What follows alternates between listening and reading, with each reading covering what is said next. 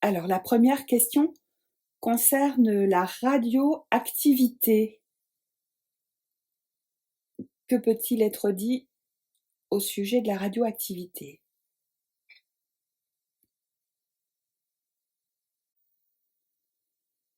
Harmonie, Et en même temps, dans le dessin, on voit comme des formes d'ondes qui sont générées. bienveillance, C'est surprenant parce qu'on s'attendrait à des cartes plutôt négatives. Et là, pour le moment, c'est plutôt positif. un sol, un arbre, Avec une abondance de feuilles. de feuilles. Alors ça me questionne parce que, bon, c'était, je pense, au début du siècle dernier, soit au tout début ou dans les années 20-30, ou avec la découverte de l'uranium. Il y avait eu plein de remèdes qui avaient été fabriqués, on considérait à l'époque comme étant bénéfiques pour retrouver sa jeunesse, guérir les maladies graves. Et puis après, ça avait totalement disparu. Ça avait été totalement remis en question. Donc, je pose la question, est-ce que la radioactivité est véritablement nocive, dangereuse pour le vivant? Énergie, Oui, ça apporte énormément d'énergie. Alors peut-être qu'effectivement, en excès, ça devient dangereux. faim, Oui. S'il y en a trop, ça, c'est mortel.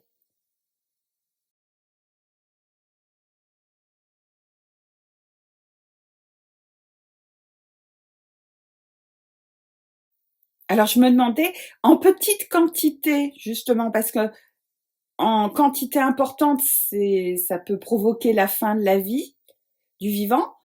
c'est ça en fait. C'est-à-dire que si on l'amène, si on l'utilise de manière harmonieuse, avec bienveillance, on a cette espèce de d'ondes qui sont vraiment alignées. Et donc ça, c'est bon pour la vie. On a l'arbre.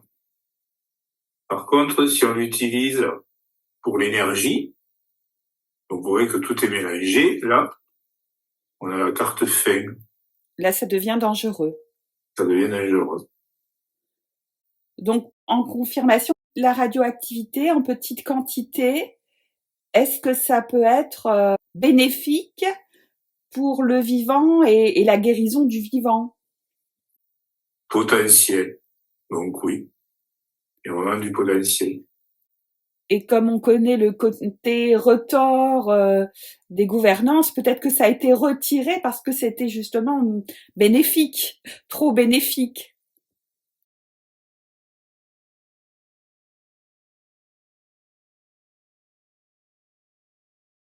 Quand j'entends le gouvernement sur la carte énergie, dont eux, ils ont que pour but de l'utiliser sous son côté énergétique. Donc indirectement, malfaisant pour la nature. Le côté bénéfique ne les intéresse pas parce que c'est trop peu énergétique, justement. La carte potentielle, on a tout le potentiel avec. En fait, c'est une question de dosage et en petit dosage, étonnamment, comme ça avait été découvert, la radioactivité peut avoir des effets très positifs sur l'organisme. Ouais, si on prend les trois premières, c'est pour ça qu'on avait que des cartes positives. Utilisées avec harmonie et bienveillance, mais on a l'arbre avec plein de feuilles.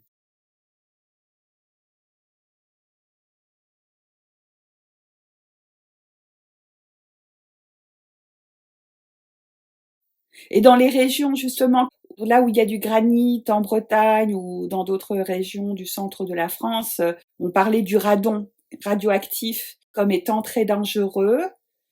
Est-ce une réalité ou au contraire, est-ce que ça peut être bénéfique? Commandement, c'est quelque chose qui a été imposé. C'est pas vraiment la réalité. Oui, c'est encore une fabulation qui a été faite.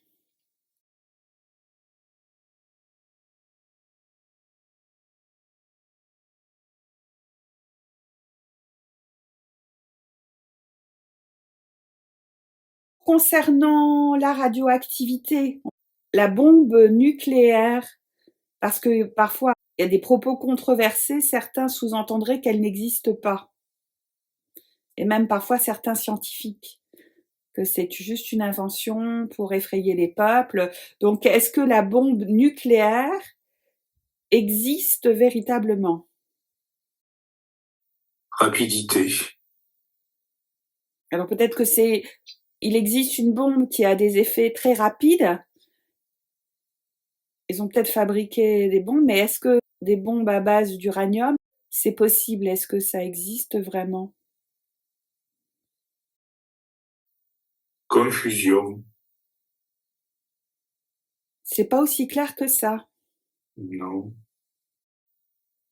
Il y a eu l'intention de confusionner à ce sujet.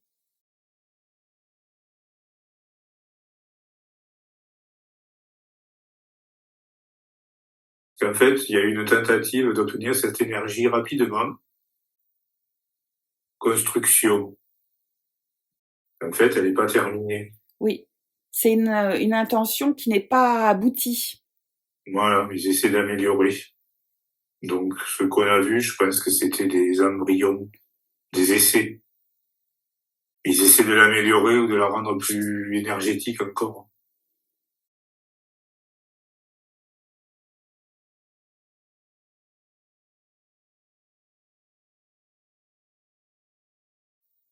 Passé.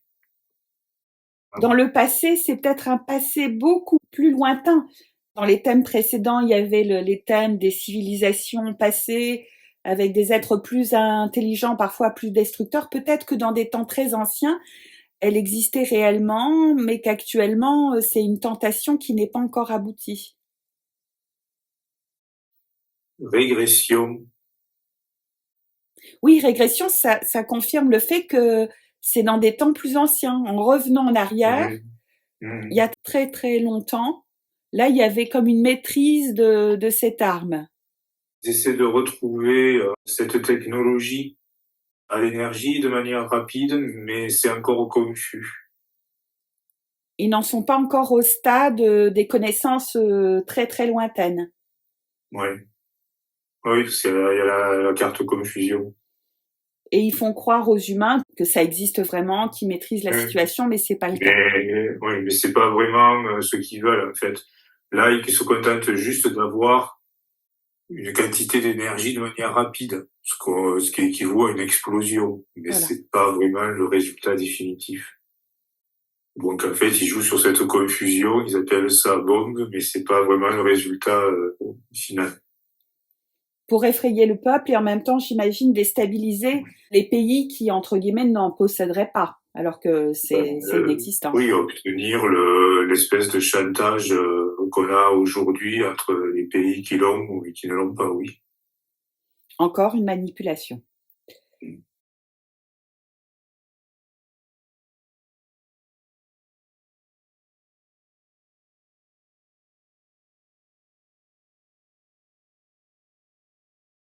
Concernant toujours la radioactivité, là je parle des centrales nucléaires, par exemple de Tchernobyl, qui avait été catastrophique, et ce qui a été étonnant, alors la région alentour, il n'y a plus d'humains, mais certains y sont allés bien longtemps après et ont constaté que la végétation était luxuriante et que les animaux sauvages y vivaient très bien.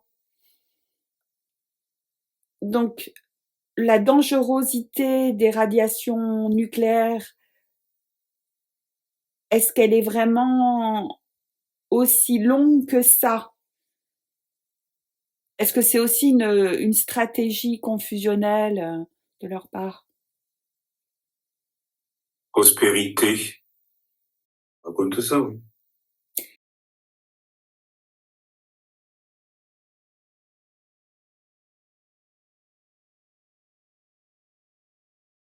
Et en même temps, c'est que sur le moment, il y a une énergie très dense qui est dangereuse, mais Après, ça permet à la vie de prospérer davantage, comme le saule pleureur.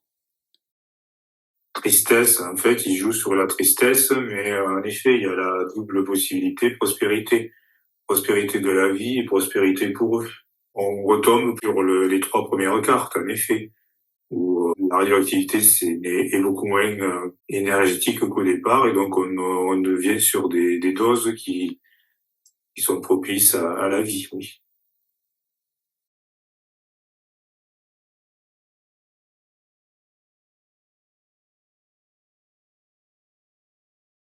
Oui, parce que là, on nous fait croire encore que aux alentours de Tchernobyl, c'est vraiment dangereux, il y a toujours pas d'humains, alors que les animaux y vivent très bien. Ils comptent ça en centaines d'années avant que ça soit à nouveau habitable par l'humain, mais peut-être est-ce beaucoup moins. La question, suite à un incident nucléaire, combien d'années faut-il pour pouvoir à nouveau habiter aux alentours? Bon, après, ça va dépendre également de l'explosion, mais est-ce que c'est énormément de temps qu'il faut attendre ou ça peut être plus rapide?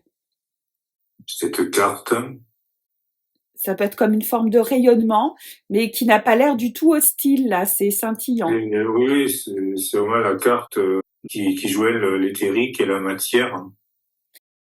Alors, est-ce que ça rejoindrait pas la première question, c'est-à-dire en quantité très forte sur le moment, c'est mortel, mais après, la nocivité disparaît quand même facilement. Oui, surtout qu'en plus, je tire la carte confiance.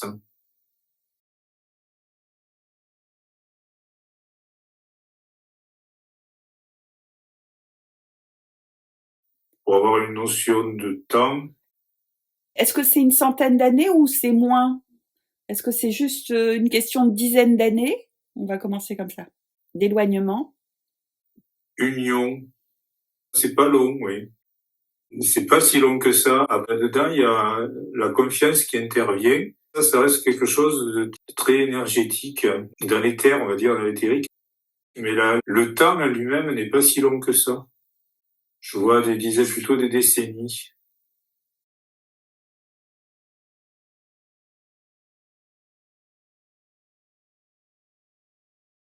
Après, ego. Bon, là, on retouche les croyances comme quoi c'est très long. Mais en fait, non. Oui, donc autour du nucléaire, de la radioactivité, il y a toujours énormément de mensonges. Au final, alors si on fait un petit résumé, c'est qu'effectivement une radioactivité très importante et très dangereuse et mortelle.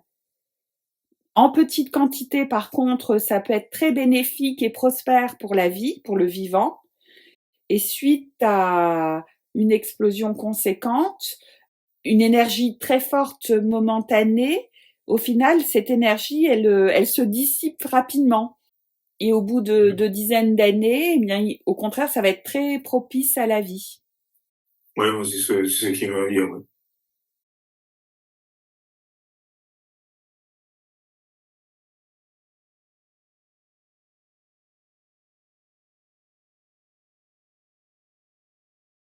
L'uranium qu'on peut trouver en très petite quantité sous forme de petits cailloux, là, est-ce que ça peut être bénéfique que d'en avoir en petits cailloux pour une auto-guérison personnelle?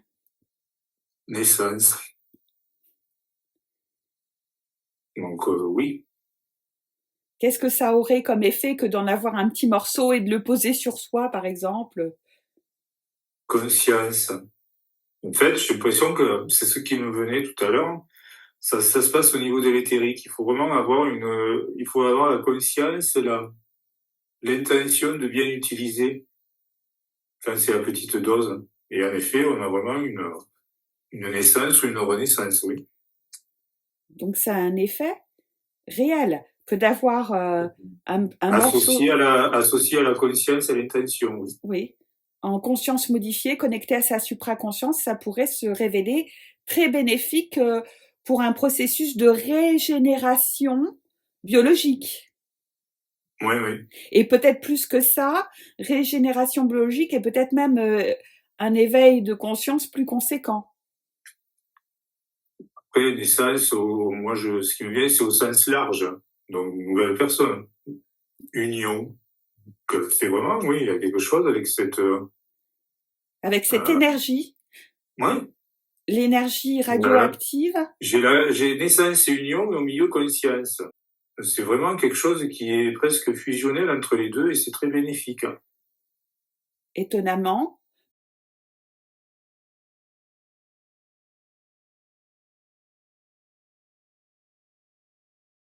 C'est pour ça peut-être qu'elle est autant décriée, qu'on en a fait quelque chose de terrible, parce que peut-être que ça a une influence sur l'éveil de la conscience, sur l'éveil de sa propre présence éthérique, qui est à la fois bénéfique pour le biologique, mais également pour notre énergie éthérée.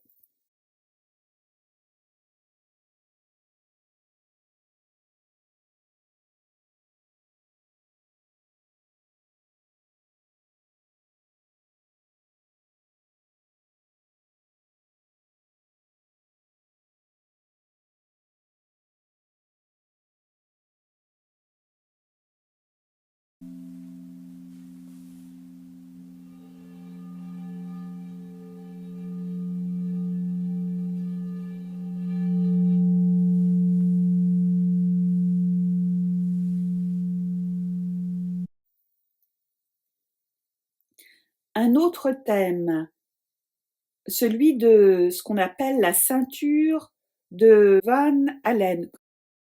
La ceinture de Van Allen, c'est ce qui entoure la Terre. Il faut la traverser pour aller dans l'espace. Alors, que peut-il être dit au sujet de la ceinture de Van Allen? Créativité.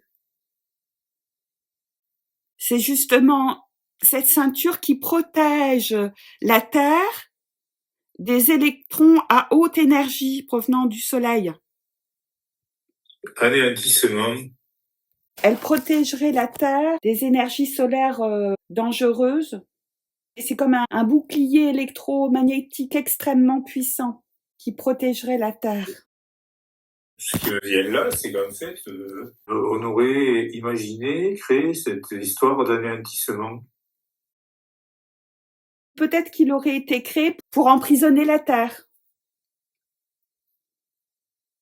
Spontanéité. Parce que ce qui nous a été dit, c'est que, et comme tout ce qu'on nous dit souvent, c'est l'inverse, mais ce qui nous a été dit, c'est que c'était comme un écran de protection pour la Terre, pour empêcher les ondes du soleil dangereuses de pénétrer sur la Terre et de détruire la vie. Moi, en fait, ce qui me vient, c'est les deux cadres de lecture. Donc, il y a le cadre qu'on nous dit qui a été créé pour éviter l'anéantissement.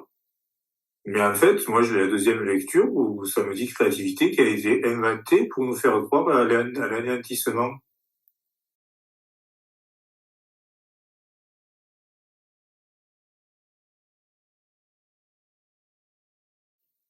Et est-ce que ça pourrait aussi pouvoir dire que ça a été créé pour nous emprisonner? J'ai la carte spontanéité. Limitation. Voilà, c'est là pour nous limiter, limite, ouais. Pour nous enfermer. Oui, c'est la limite, ouais. Et c'est pour ça que la traversée de cette ceinture de Van Allen, paraîtrait-il qu'il serait impossible de la traverser parce que tout être vivant serait instantanément détruit. Il faudrait avoir une carapace. Apparemment, ce serait une ceinture remplie de radioactivité, d'ondes extrêmement toxiques que le vivant ne pourrait pas franchir. C'est pour ça que beaucoup remettent en question le fait qu'on soit allé sur la Lune, parce que les scientifiques le savent, traverser la ceinture de Van Allen, c'est pas possible. Ouais, cette carte que je tire, oui, ça me laisse froid, c'est pas bon. On voit bien quand même, il y a quand même comme une espèce de lumière, mais qui est vraiment cachée par la ceinture. Donc c'est vraiment comme si c'était une barrière, oui. Comme un bouclier Ouais, qui retient.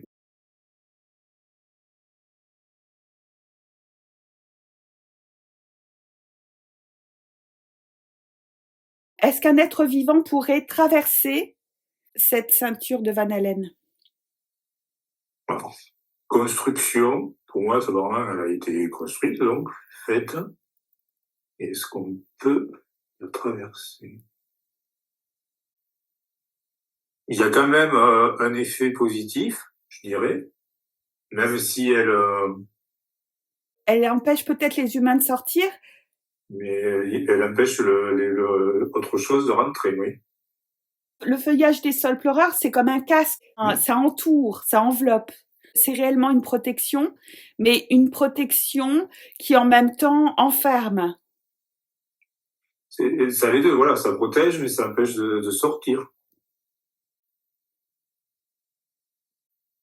Matérialité. Et oui. En fait, ça enferme la matière, on ne peut pas en sortir.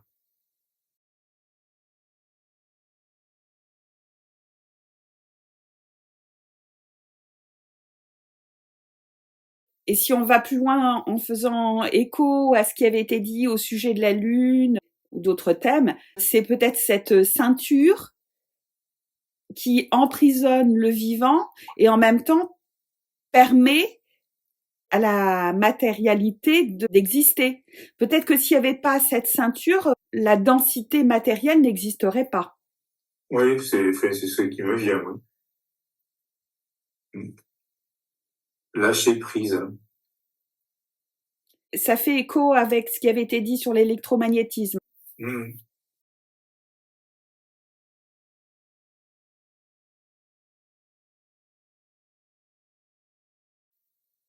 Oui, c'est comme un enfermement qui permet à la matière d'être présente, la densité matérielle, mais en même temps, si on l'élimine, la matérialité s'évapore.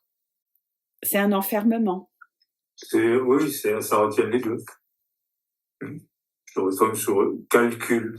Donc c'est ça, c'est vraiment pour contenir la matière. Oui. Donc c'est une prison, mais en même temps c'est nécessaire pour le maintien de la matière.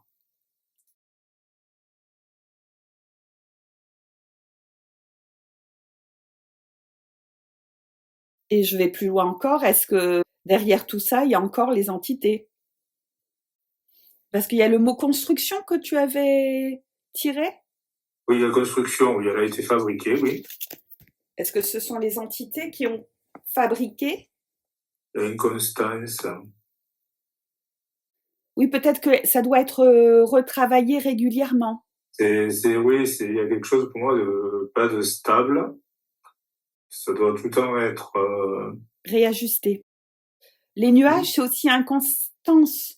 C'est quelque chose qui n'est pas stable, comme tu le disais, Mmh. et qui doit être régulièrement retravaillé. Parce qu'autrefois, on entendait parler des trous de la couche d'ozone.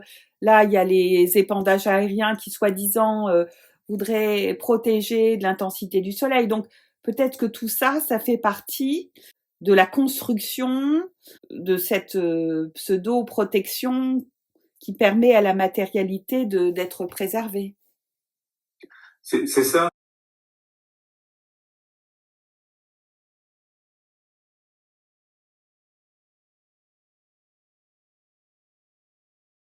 Faut savoir si c'est les entités qui l'ont construite. Alors, elles en font partie, elles en sont sans doute l'instigatrice, mais il n'y a pas qu'elles. Comme si elles étaient pas capables de les faire elles toutes seules. C'est pour ça que je pense qu'en fait, cette carte, c'est pareil, je vois aussi moitié-moitié. Alors oui, justement, elles le font pas toutes seules. C'est là où peut-être intervient l'électromagnétisme. Comme elles n'arrivent pas à maîtriser, elles ont séparé cette énergie unifiée en d'un côté l'électricité, de l'autre côté le Mmh. magnétisme. On pourrait rejoindre, oui, la partie oui, sur l'électromagnétisme qu'on avait trouvé. Rejet. Oui, rejeter à nouveau.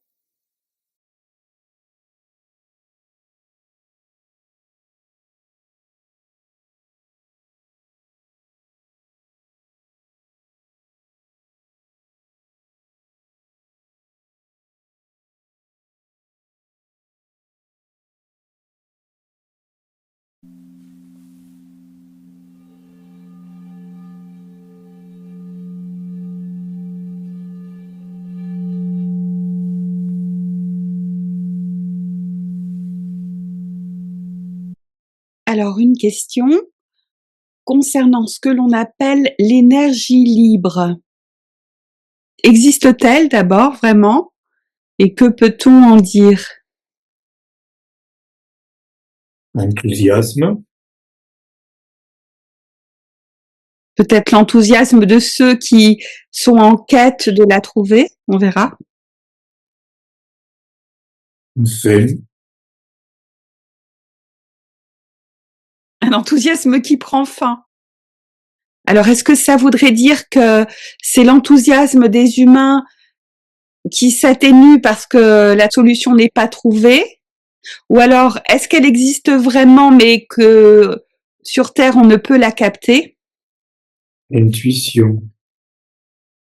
En fait, j'ai l'impression que c'est l'enthousiasme de la chercher, mais c'est la fin de cet enthousiasme-là. C'est la manière de la chercher. J'ai l'impression que c'était la chercher, ça la chercher. Là, clairement, on la trouvera via l'intuition. Oui, parce que dans la carte intuition, il y a aussi ces mouvements-là, comme si il y avait la notion d'éther, d'espace éthérique qui intervenait et peut-être auquel on n'attache pas suffisamment autant d'importance.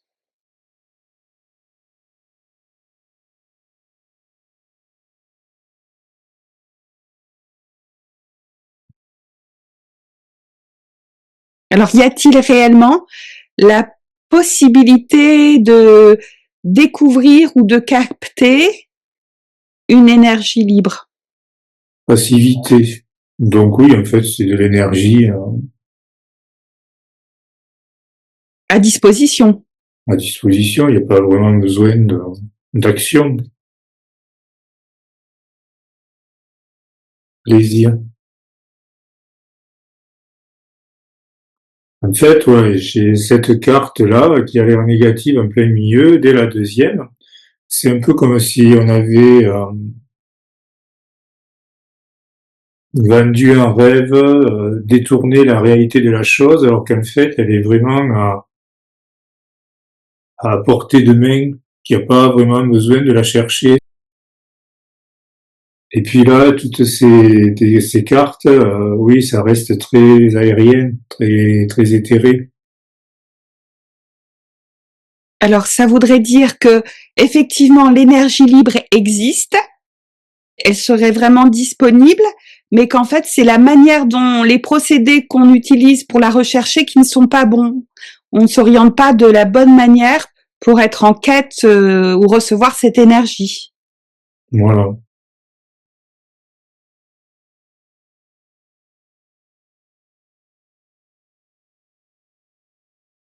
Je pense que la manière dont elle est recherchée actuellement est orientée, détournée pour que ça ne marche pas. C'est pour ça qu'il y a la carte fin. Ce qu'il est possible, c'est que certains ont la connaissance mais ne veulent pas qu'elle soit divulguée. Ben voilà, manipulation. Parce qu'avoir l'énergie libre, ça voudrait dire que chacun pourrait capter l'énergie qu'il veut, donc pas de paiement, pas de frais. Il n'y a pas de dépendance, oui. Alors, est-ce que cette énergie libre a été utilisée dans le passé par d'autres civilisations? Rétention. Alors oui, mais du coup, elle a été cachée. On en cache la vérité.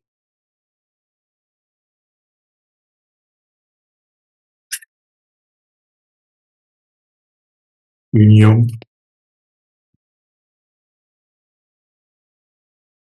Alors, cette union, en quoi elle consiste? Est-ce que c'est l'union de cette énergie avec autre chose? Peur.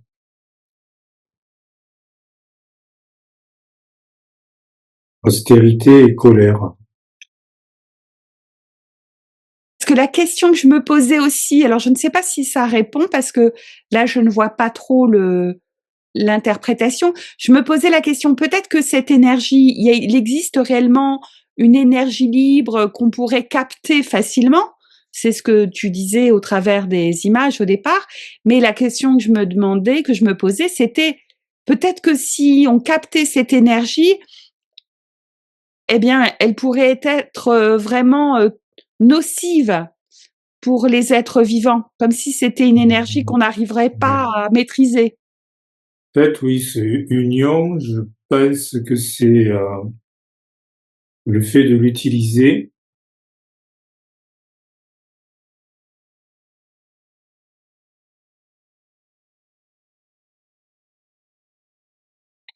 J'ai posé les cartes sous la carte manipulation. On pourrait utiliser toujours pareil le levier de la peur, de la colère, de l'austérité. C'est-à-dire qu'on essaie d'y mettre derrière une connotation négative. Que c'est pas forcément aussi bien que ce que ça, on pourrait l'imaginer. Mais c'est une manipulation. Réflexion. Donc on fait vraiment rentrer dans le mental. Donc pour moi, elle existe, mais ils veulent absolument pas qu'on puisse la trouver ou l'utiliser. Ils vont jouer la carte de la peur. Alors qu'en fait, il n'y a rien de plus naturel. Et dans l'abondance. Et l'abondance, oui, aussi. Oui. Luxuriant, tout.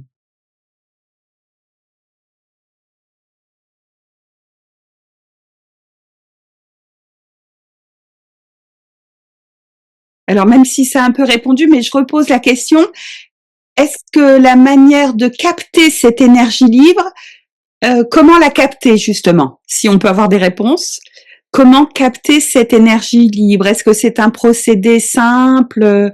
Est-ce que tout le monde peut le faire? Voilà, un peu plus d'explications à ce sujet. Rêve, hein. C'est beaucoup dans l'éthérique, hein. Ça peut être aussi dans l'atmosphère. Ouais. En tout cas, c'est pas dans la matière vraiment dense. C'est vraiment quelque chose de plus aéré. Les minéraux. C'est reste minéral, ouais. Alors peut-être que c'est cette énergie libre, elle est dans l'atmosphère et qu'il faudrait fabriquer des capteurs, peut-être qui contiendraient certains minéraux, certains métaux.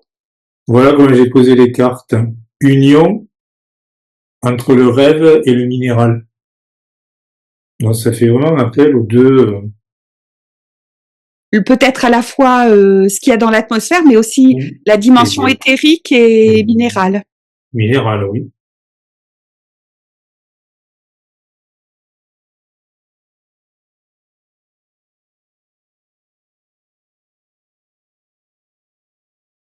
Spiritualité.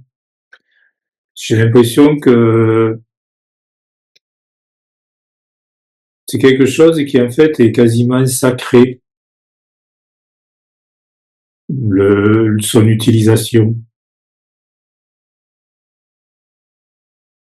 Comme si peut-être il fallait un état d'esprit particulier pour pouvoir la capter. Présence. C'est vraiment quelque chose qu'on fait en conscience. Peut-être justement un état modifié de conscience, connecté à sa supraconscience. Et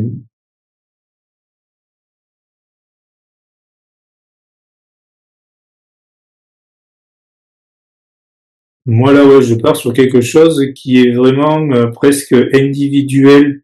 Je vois plus trop c'est l'idée qu'on en a de cette énergie un peu pour tout le monde, un peu comme actuellement l'électricité, on participe pas à sa fabrication, on va dire, sa production, mais on en bénéficie.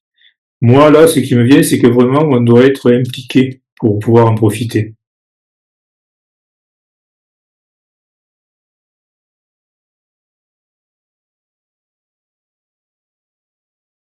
Et ce qui me vient aussi, c'est que ce qu'il est possible de capter, c'est une énergie libre, c'est peut-être cette énergie qui nous nourrit, nous personnellement, individuellement, quand on est dans une présence en haute vibration, et que cette énergie libre, c'est pas l'énergie qui va alimenter l'ordinateur ou les outils matériels.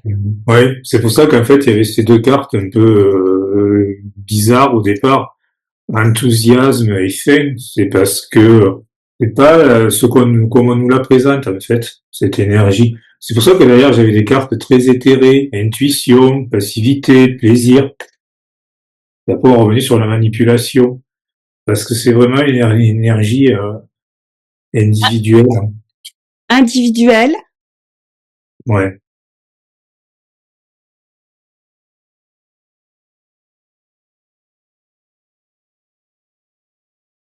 Et destruction. Si je vois quand même qu'elle peut être détournée si dessus on y rajoute tout ce qui est négatif, peur, colère et tout ça.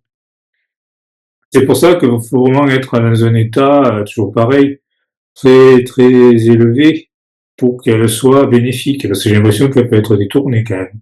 Ça rejoint ce qui avait été dit au sujet de l'orgone ou des circuits oscillants, qui révélait que on pouvait en faire un usage extrêmement bénéfique individuellement, à condition d'être dans des vibrations belles et hautes. Par contre, si l'état de la personne était déséquilibré ou négatif, là, ça devenait dangereux. Donc, c'est la même chose qui est répétée ici.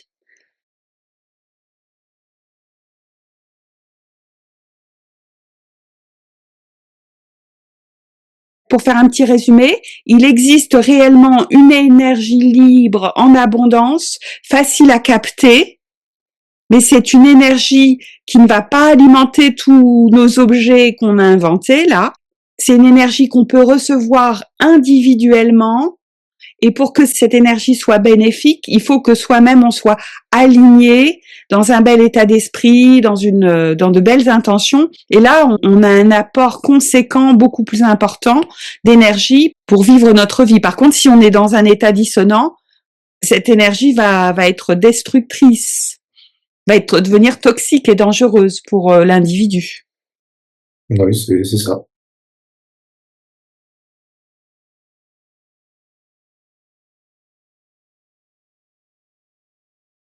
Alors, je ne sais pas pourquoi ça me vient comme ça à l'esprit. Est-ce que ceux qui sont du côté obscur, là, est-ce qu'ils n'utiliseraient pas, avec leur mauvais rituel, ils arriveraient à capter cette énergie en la détournant de manière négative pour insuffler de la destruction sur la Terre? Ben, moi je vois un oui. Cette carte est éclairée comme ça. Hein. Dans le hors contexte question, on pourrait penser qu'elle est positive. Donc pour moi, c'est une réponse positive. Oui, il l'utilise. Après, je pense que c'est ceux qui provoquent. En fait, ils essaient de provoquer la peur, la colère, l'austérité, pour justement détourner le résultat de cette énergie qui peut être autre et vraiment positive. Hein. Excès. Oui, leur intention, c'est de déployer un excès dans toute la négativité. Oui, c'est vraiment. Alors après, je vois la position des cartes qui se dessinent. En fait, j'ai ces deux cartes maîtresses pour le côté obscur, on va dire. Il y a manipulation et rétention. Donc la principale partie de la manipulation reste dans le manque d'information. Et en dessous, en fait, j'ai ça. J'ai l'excès, que des cartes négatives, le mental, la peur, où là, en fait, elle est détournée pour devenir destructrice et même trop utilisée. La carte de l'excès, pour moi, ça me fait penser à quelque chose qui est trop utilisé. Parce que j'ai cette notion d'équilibre. Il faut qu'elle soit utilisée de manière équilibrée. Et pas avec parcimonie, oui. Ouais. Et plutôt Ouais. individuellement. Indifférence, haine, ouais. Indifférence, on pourrait penser que c'est négatif, mais là, en fait, ce que je vois, c'est que ce qui fait la différence, c'est le haine, c'est l'individuel.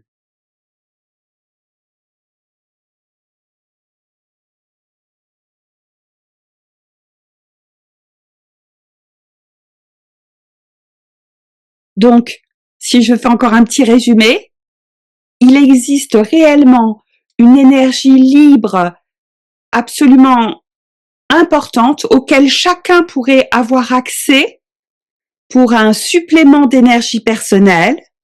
Et pour que ce soit véritablement bénéfique, il faut que ça soit une connexion personnelle dans un alignement parfait, de connexion avec sa supraconscience, avec de belles intentions. Et là, on peut recevoir cette énergie libre qui alimente, qui nous apporte un supplément d'énergie dans notre présence, dans notre vie. Et ça, c'est le côté extrêmement positif. Par contre, si certaines personnes à plusieurs dans des intentions malveillantes captent cette énergie, elle devient alors avec des mauvaises intentions, des mauvaises émotions, avec une intention prédatrice et manipulatrice. À ce moment-là, cette énergie, elle devient extrêmement toxique et destructrice pour la vie sur Terre. Et la grande erreur, c'est d'avoir cru que l'énergie libre, c'était l'énergie qu'on allait pouvoir capter, déposer à certains endroits et condenser, et puis pour alimenter nos outils. Ça, c'est une erreur, c'est une illusion. C'est ça.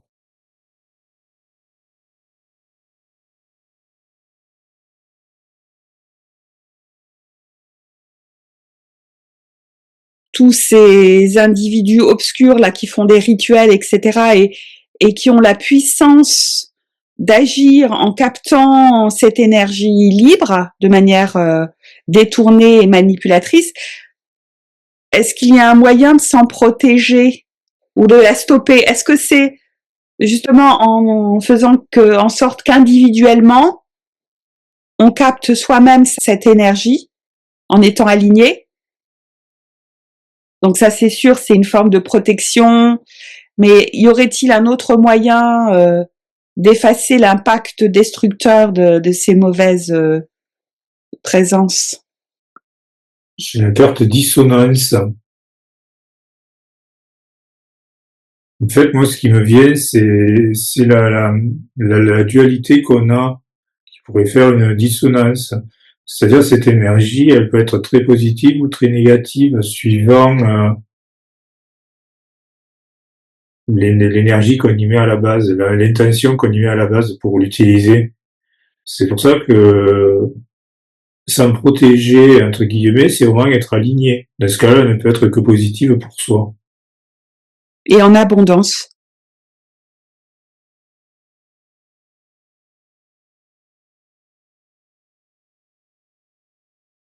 Le message qui est communiqué aussi, c'est que si on vit dans la dissonance, c'est-à-dire que qu'on n'arrive pas à contrôler ses émotions ou sa manière d'être ou ses intentions et qu'on va dans les excès, dans les aspects disharmonieux, à ce moment-là, on est plus facilement sous l'emprise.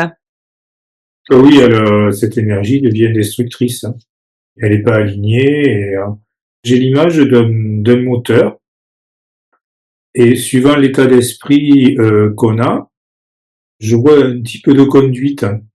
C'est-à-dire que le moteur, il restera le même. Mais si on est dans un état apaisé, joyeux, notre conduite elle sera très souple, très fluide. Tandis que si on prend le même moteur et qu'on est dans la colère, l'énervement, l'anxiété, on aura une conduite, bon, je sais pas si on peut dire sportive, mais très agressive, très, on n'arrête pas de klaxonner. Voilà ce que j'ai comme image.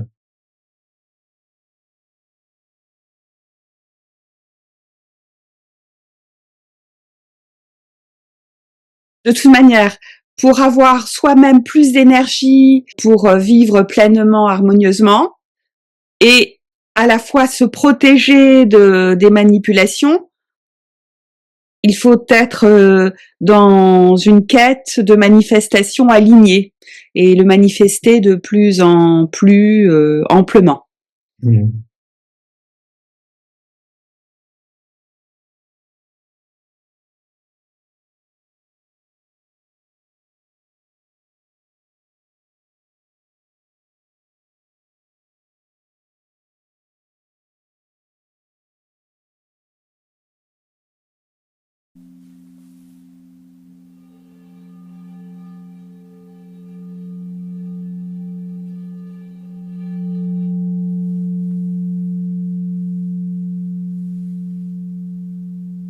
question neutralité absolue.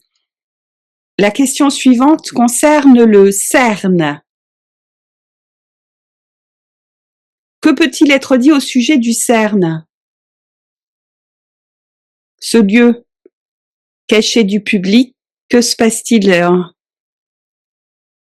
Évolution. Parce qu'il y aurait beaucoup de controverses au sujet de ce lieu. Artificiel. Oui, c'est faire évoluer l'artificiel, du coup. Peur.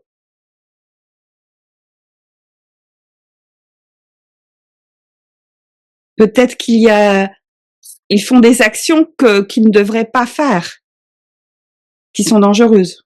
Lenteur. Moi, ce qui me vient, c'est l'évolution, mais de la non-vie à l'opposé, en fait. Et ensuite, à côté, 3 cartes négatives. Dans ce lieu, il y a une intention de créer une évolution artificielle et dangereuse, mais qui n'aboutit pas vraiment, qui est quand même assez lente. Mais c'est surtout que ça va à l'encontre de la vie. Là, j'ai vraiment une sensation de, D'opposition à la vie. oui, comment on dit, être pétrifié, pétrification, peur et lenteur. Je vois vraiment une absence un arrêt de mouvement, quoi. De ce qui est opposé à la vie, au vivant, quoi.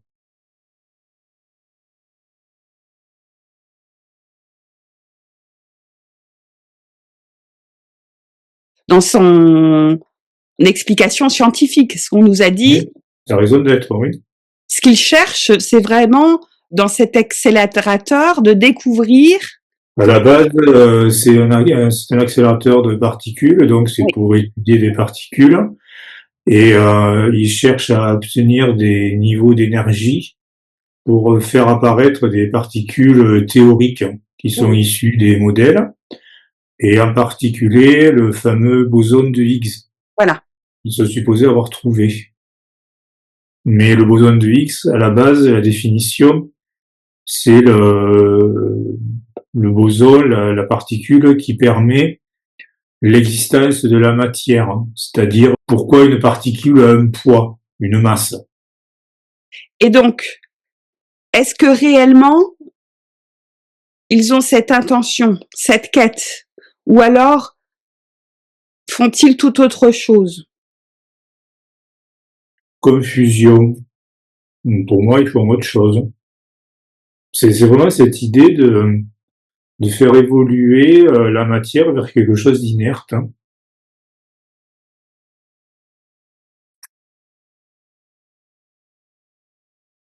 Confiance.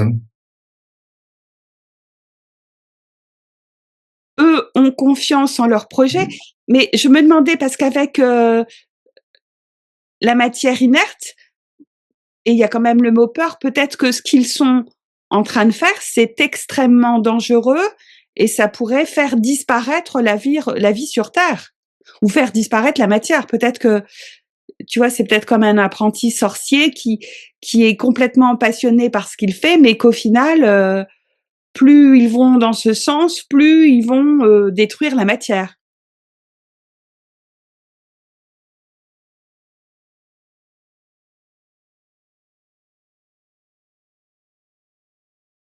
Je vois vraiment un mouvement de ralentissement, de stagnation, comme si on était, je reprends le mot, pétrifié.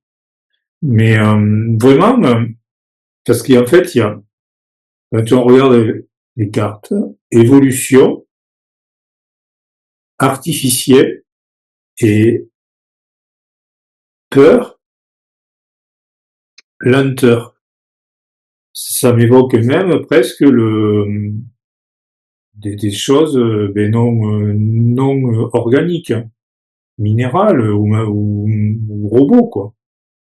Alors, certains présupposent ce qu'ils font là dans les souterrains, ce serait ouvrir des portails vers d'autres dimensions.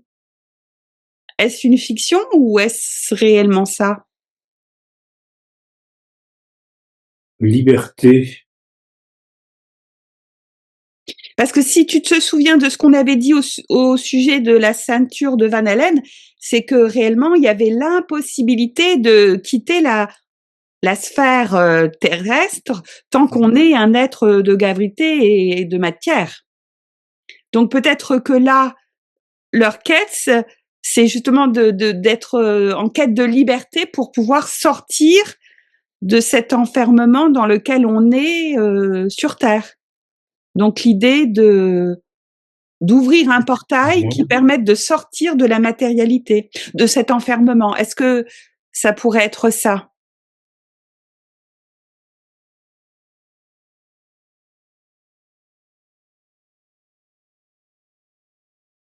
Comme une porte qui permettrait de... Cette notion de porte, oui, mais moi, ce que je ressens, c'est la liberté dans le... Alors, ce qui me vient, c'est le transhumanisme, je sais pas pourquoi. C'est cette idée de vraiment de figer, d'être figé, de lenteur, de pétrification, d'évolution vers l'artificiel. Ils font ça avec confiance, et il y a derrière la carte liberté, qui ouvrirait des portes, justement, vers un nouveau monde. Mais je vois pas, moi, vraiment vers une nouvelle dimension, je sais pas quoi. Il y a une porte vers autre chose, mais pour moi, il y a une transformation pour justement passer à autre chose. Alors, cette autre chose, c'est quoi? Si on peut avoir des précisions. Clarté. Est-ce que c'est une ouverture vers autre chose, d'autre, différent? C'est la carte avec l'herbe au fond et le mur. Il y a quand même un obstacle. Il y a un obstacle, mais Un obstacle par rapport à ce à quoi ils veulent aboutir. futur. Pour moi, ils préparent le futur et ils essaient de confronter un obstacle qu'ils voient en se tournant vers, pour moi, c'est vraiment glacial. Je suis glacé quand je vois les premières cartes, je suis glacé. Donc, je vois quelque chose qui est vraiment robotique.